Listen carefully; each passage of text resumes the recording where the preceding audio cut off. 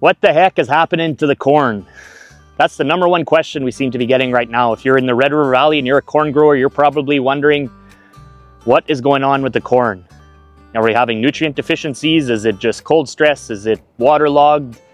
Is it all of the above? So there's a lot of things going on in the corn this year. One of the biggest things is we haven't had the heat units. Corn is not native to Manitoba or the Northern Plains. It's an imported crop. It's very sensitive. It loves heat.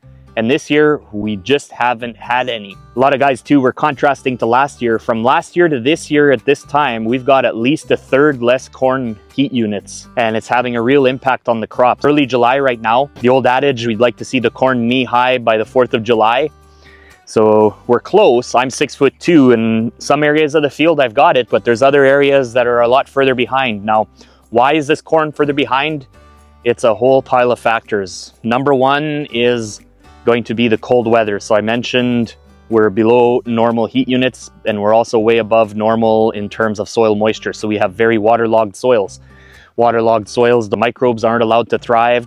You can have problems like leaching and denitrification. I was thinking this year we're seeing a bit of both. In the fields that we've probed right now recently, we're seeing a lot of that nitrogen has moved lower down into the profile. So a lot of it is still there, but it does look like we have lost a little bit. So that might be one of the factors, is corn might be nitrogen deficient.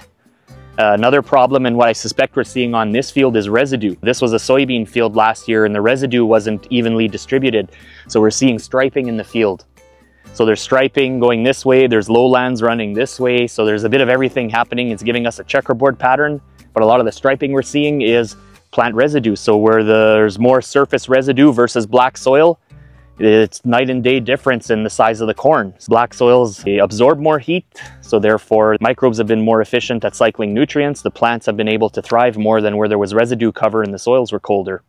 There's a lot of different factors at play this year, but I think if we can get into some warmer weather here, we should be able to make up some ground. This corn crop should turn around. It's already starting to turn around now that we've had some warmer weather, not abnormally warm temperatures even in the extended forecast. So the corn hopefully can snap out of it and take off and won't continue to struggle. But the flip side to this is this has been an absolute beauty of a spring for cereals. For those that have any wheat, barley, oats, there are some monster crops out there if we can keep that stuff standing, if it doesn't lodge. Same thing with canola. There is some very beautiful canola crops, and a lot of the canola needs lots of water. We got our fingers crossed that we're going to see big things in that. Part of that reason to have all of these crops in the rotation is exactly what we're seeing this year, risk management. So last year was a phenomenal year in terms of corn because we had all the heat units. This year we're not getting that, where our corn is going to be behind. We're going to run the risk at fall of having low test weights if we have an early frost that shuts the corn down early.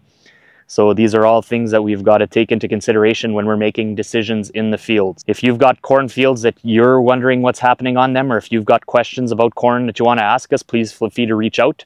Make sure to check out our YouTube channel. For the rest, we've got tons of content on there, our website, and we're also active on all the social channels. Thanks again.